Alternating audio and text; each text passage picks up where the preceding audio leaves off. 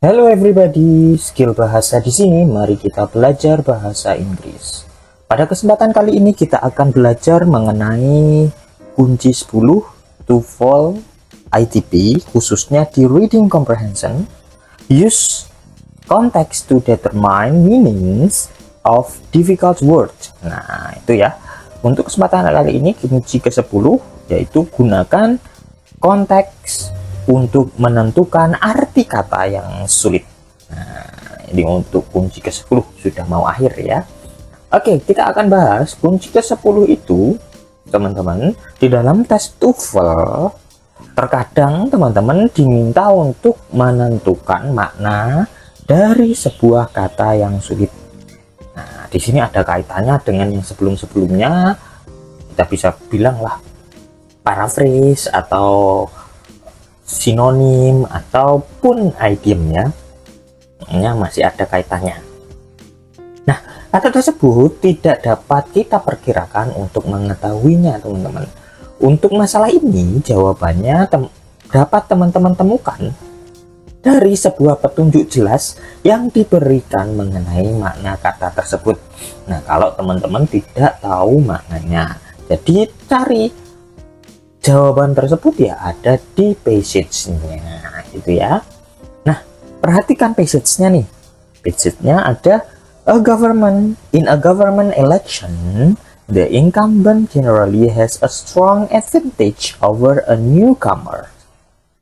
Nah, dan lain sebagainya ya. Pertanyaannya ada an incumbent in line 1 is most likely. Nah, kata incumbent di line 1 itu maknanya apa sih? Kata incumbent.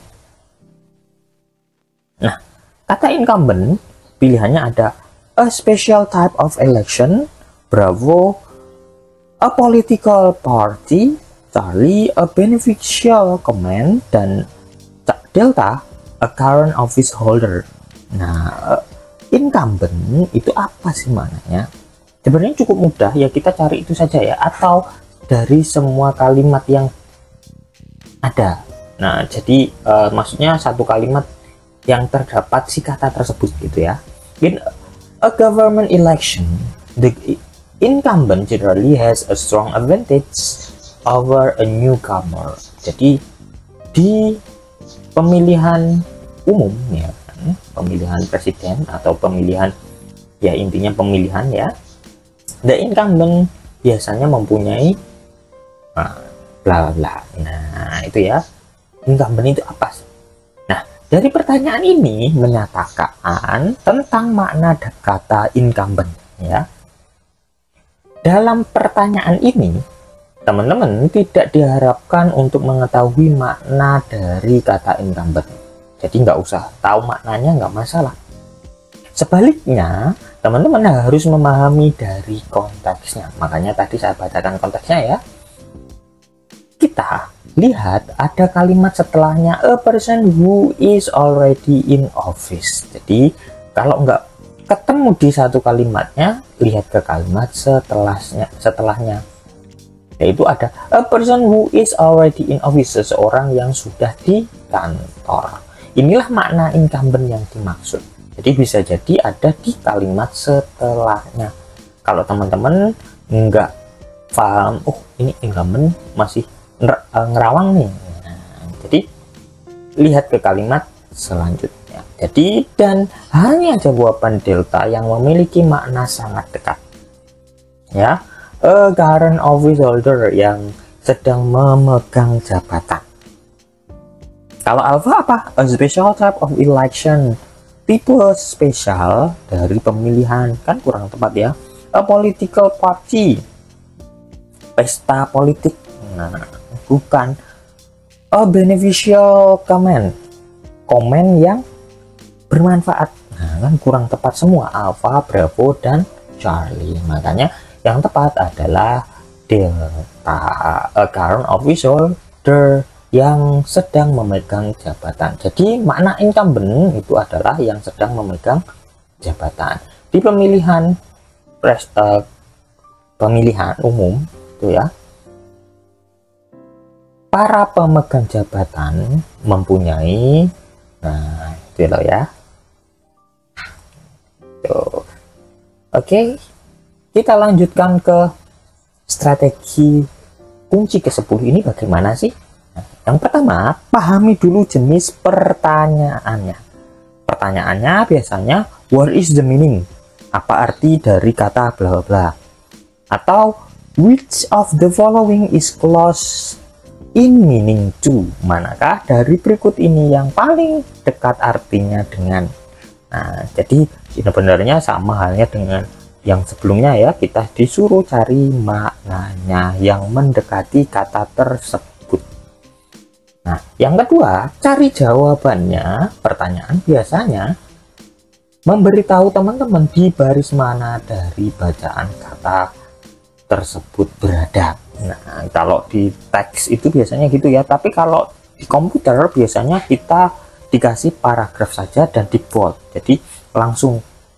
Nah, jadi teman-teman ngambilnya yang dimana, secara tekstual atau maksudnya paper test atau komputer test. Nah, biasanya kalau komputer test ada dua nih, bisa jadi line, bisa jadi paragraf. Kalau paragraf biasanya langsung kata tersebut di bold atau dikasih garis miring, dijadikan miring. Nah, gitu ya. Nah, terus cara menjawab pertanyaannya bagaimana? Yang pertama, temukan kata tersebut dalam bacaan, gitu ya. Yang kedua, baca kalimat yang berisi kata tersebut dengan cermat. Yang ketiga, lihat petunjuk konteks untuk membantu teman-teman mengerti makna kata yang dimaksud. Dan yang terakhir, pilih jawaban yang menyatakan konteks makna yang dimaksud. Nah, ini secara kontekstual caranya menjawab seperti itu. Nah, kalau teman-teman intinya ya, katanya tersebut di mana, dan satu kalimat tersebut teman-teman pahami, dan kalau nggak ketemu berarti ada di kalimat selanjutnya. Itu cara pertama. Kalau cara yang kedua, ya teman-teman harus hafal, oh kata tersebut ada nggak yang mendekati di jawabannya. Nah, itu cara yang paling cepat, tapi ya harus hafal kata-kata yang mendekatinya. Kayak tadi, incumbent itu stakeholder, ya kan, kayak gitu. Jadi yang memegang jabatan. Umpamanya apa lagi? Seller. Nah, seller itu yang mendekati apa gitu ya. The people in the market. Nah, kan bisa jadi seller. Nah, dan lain sebagainya. Gitu ya teman-teman. Nah, kita lanjutkan ke latihan kunci 10 TOEFL reading. Number 1, ada kalimat nih, the location of stars in the sky relative to one another do not appear to the naked eye to change, and as a result stars are often considered to be fixed in position. Many unforeseen strange stargazers. Nah, situ ya teman-teman. Kuncinya sebenarnya stargazers. Stargazers itu apa? Teman-teman biasanya kan kurang paham juga. Nah, yang ditanyakan pertanyaannya ternyata ya hanya di kalimat pertama dan di paragraf pertama saja. The expression naked eye in paragraph 1 most probably refers to alpha, a telescope, bravo, a scientific method for observing star, Charlie, unassisted vision, dan delta, a camera with powerful lens. Nah, itu ya. Jadi ke stargazers. Nah, kira-kira apa? Coba teman-teman tebak 20 detik.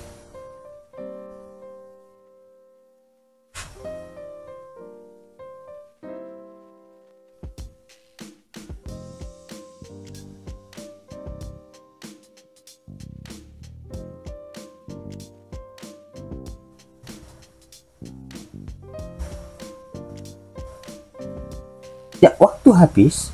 Nah, bacaan menyatakan bahwa the location bla bla bla hingga akhir, dan berikutnya menyatakan atau menyebutkan si stargazers. Nah, stargazers ya. Dari konteks ini dapat ditentukan bahwa naked eye kemungkinan merujuk ke unassisted vision, ya teman-teman. Jadi jawaban yang paling tepat adalah Charlie and naked eye, mata telanjang. Unassisted vision yang tidak tampil, nah kasarannya itu ya. Kalau teleskop saja kurang tepat ya. Many unrating stargazers, teleskop dia kurang tepat ya. Scientific metode dari saintisnya untuk observasi stars kurang tepat juga, ya kan.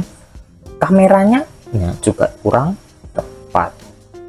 Karena kalau kita lihat ke lanjutan kalimatnya, many unwriting stargazers it correctly assumed. Nah, gitu loh ya.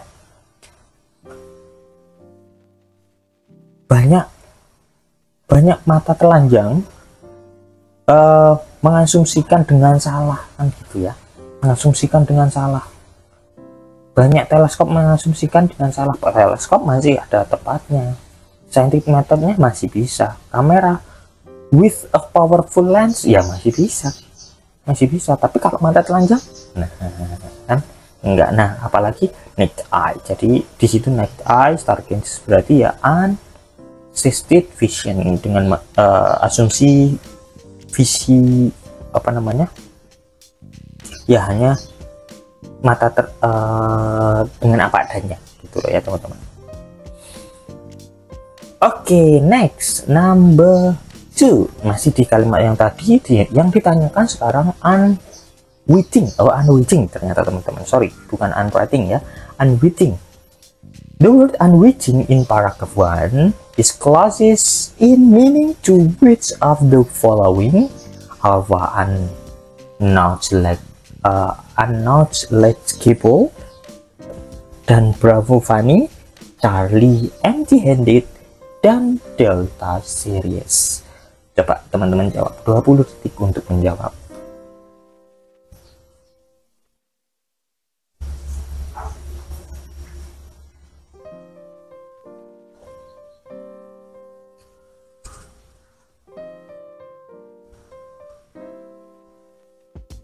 Ya, waktu habis teman-teman.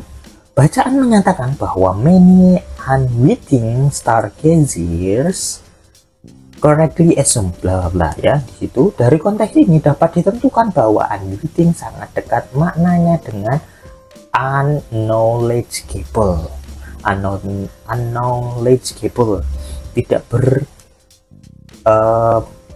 berpendidikan, kurang tepat sih, tidak berpengetahuan. Nah, itu ya, tidak berpengetahuan.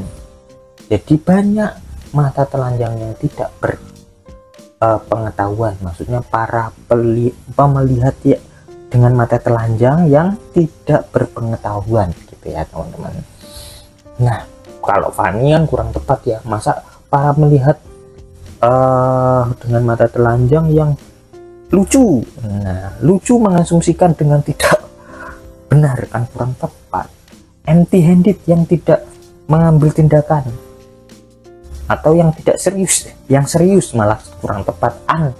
Itu pasti merujuk ke yang negatif. Jadi kalau bisa ditentukan juga ya jawabannya itu teman-teman, kalau negatif pasti jawabannya kebanyakan juga ke negatifnya. Tapi hati-hati juga ya, jangan terjebak juga karena kata tersebut bisa jadi bentuknya positif.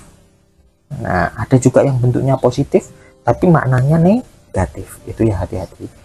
Contohnya apa sih? Kayak never itu kayak bentuknya nggak ada an-nya ya kan, nggak ada no-nya ya.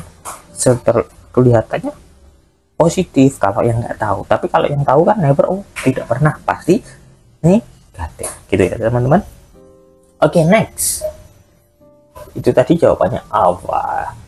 Number 3. Sekarang ke paragraf kedua, ada tremendous. In reality, those stars are always moving, but because of the tremendous distances between the stars themselves and from stars to Earth, bla bla bla, hingga air. Nah, Di situ yang ditanyakan, the word tremendous in paragraph 2 is closest in meaning to alpha unknown, bravo huge, Charlie varied, delta changing. Coba teman-teman jawab, 20 detik untuk menjawabnya.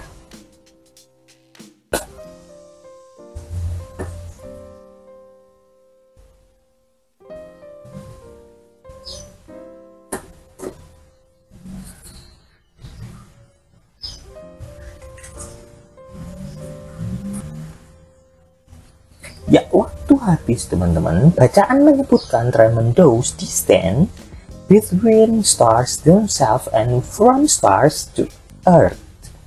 Nah, dari keterangan ini dapat ditentukan bahwa tremendous sangat dekat maknanya dengan huge, ya teman-teman.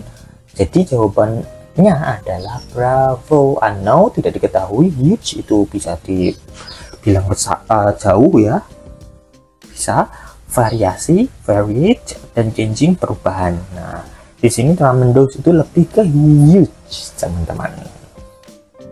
Oke, next number 4. The word discernible in paragraph 2 in closest in meaning to. Nah, tetap yang lanjutannya tadi ya. The changes are barely discernible here on Earth.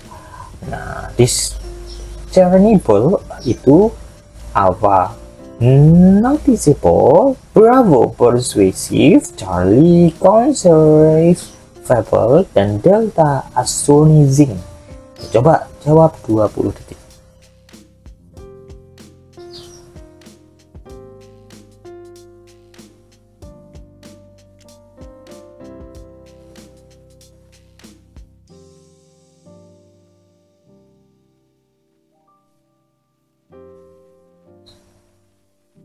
Ya, waktu habis.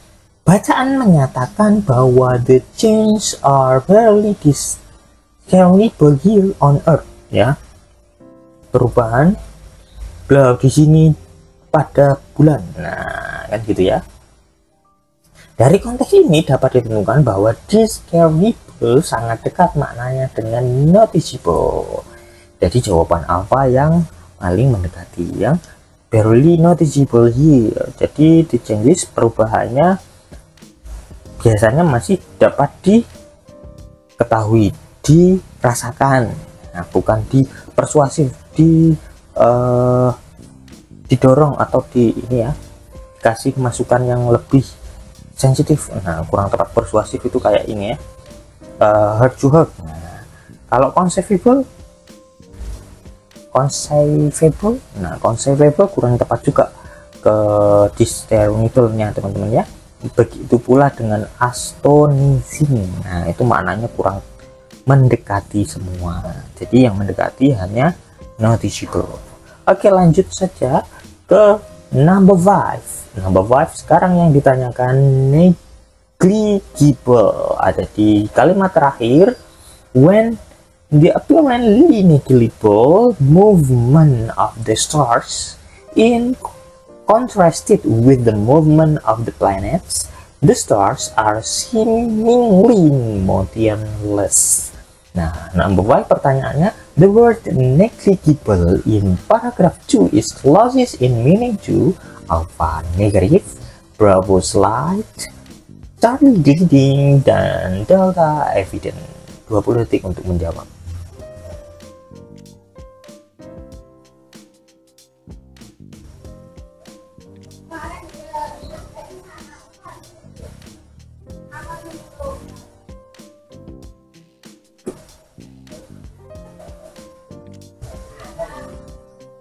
Ya, waktu habis. Bacaan menyebutkan the apparently negligible movement of stars, ya. Dari konteks ini dapat ditentukan bahwa negligible sangat dekat maknanya dengan slight. Jadi jawaban bravo yang paling tepat, gitu ya teman-teman. Nah, itu untuk passage 1, number 1 till number 5. Next, kita ke passage 2, number 6 till number 10. Number 6, Yang ditanyakan, the word extensively in paragraph 1 is closest meaning to.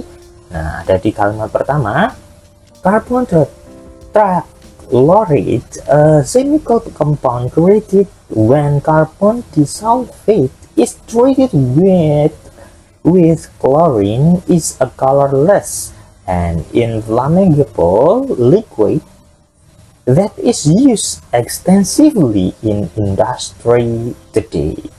Nah, kira-kira extensively, alpha widely, Bravo excessively, Charlie mostly, atau Delta largely. 20 detik untuk menjawab.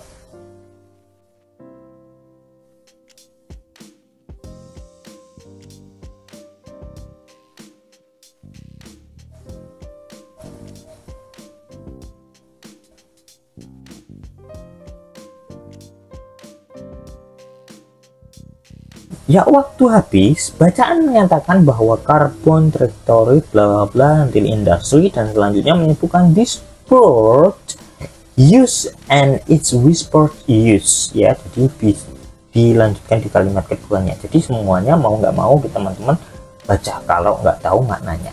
Nah, dari konteks ini dapat ditentukan bahwa extensively lebih dekat maknanya dengan widely.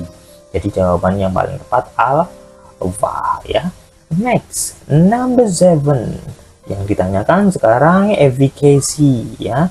The word efficacy in paragraph 1 is closest in meaning to.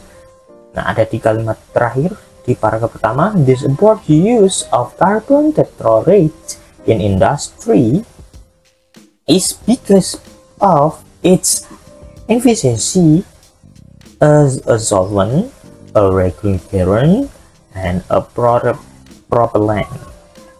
20 detik untuk menjawab. Ada Alpha low cost, Bravo effectiveness, dan Charlie weak result, dan Delta speed.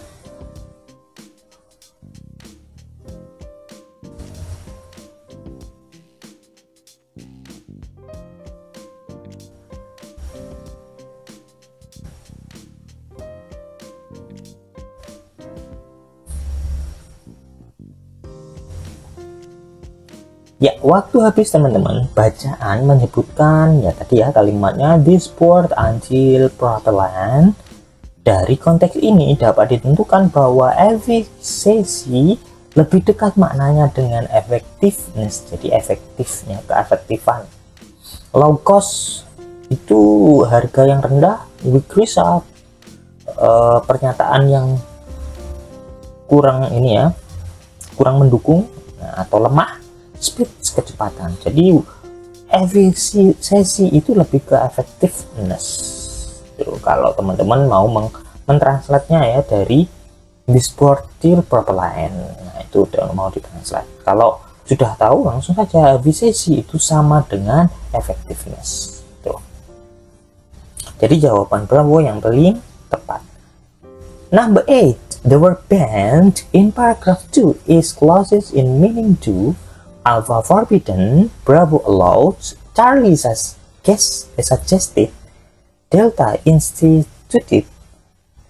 Nah, di sini ada di paragraf kedua ya, di kalimat pertama, despite its widespread use in industry, carbon tetrachloride has been banned for home use. Nah, kira-kira yang mana nih? 20 detik untuk menjawab.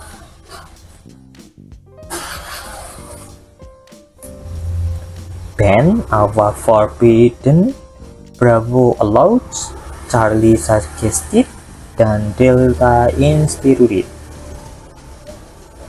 Oke. Ya, waktu habis. Bacaan menyatakan bahwa, nah yang kalimat tadi ya pertama, despite till use sampai akhir. Dari konteks ini dapat ditentukan bahwa banned lebih dekat maknanya dengan forbidden. Forbidden, di ban itu dihilangkan, allowed kan diikuti, suggested disarankan, instituted diinstitusikan, bisa ya. Jadi ban itu lebih ke dilarang atau sembunyikan. Nah, bisa seperti itu ya. Jadi band lebih ke forbidden. Alpha paling tepat jawabannya. Next, number 9. The word hazardous in paragraph 2 is closest in meaning to which of the following? Nah, ada di kalimat kedua. However, it was found to be extremely hazardous. Bla bla lahir. Coba 20 detik untuk menjawab.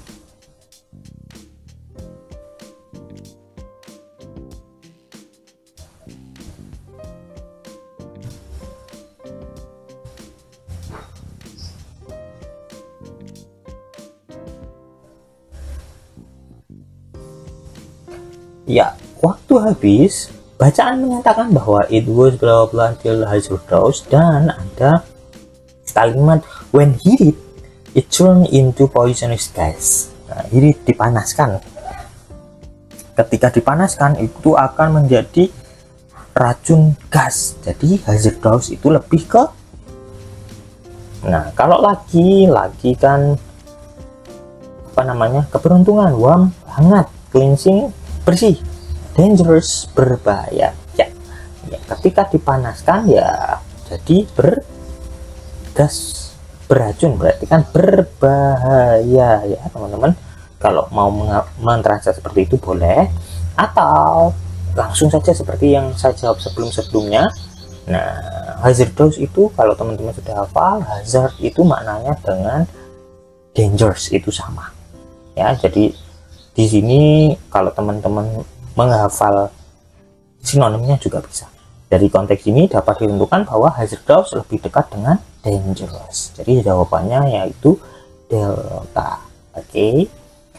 Last one, the word revoked in paragraph 2 clause most easily be replaced by. 20 detik untuk menjawab.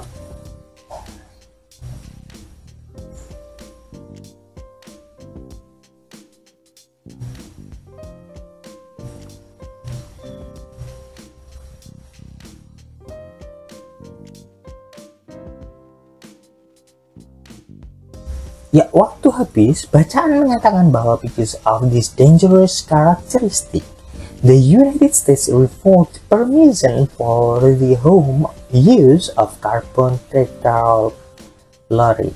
Ya, dari konteks ini dapat ditentukan bahwa revoked akan lebih mudah diganti dengan took away. Jadi jawaban yang tepat adalah delta ya teman-teman. Took up, took away itu beda. Hati-hati ya. Coba. Thanks for watching.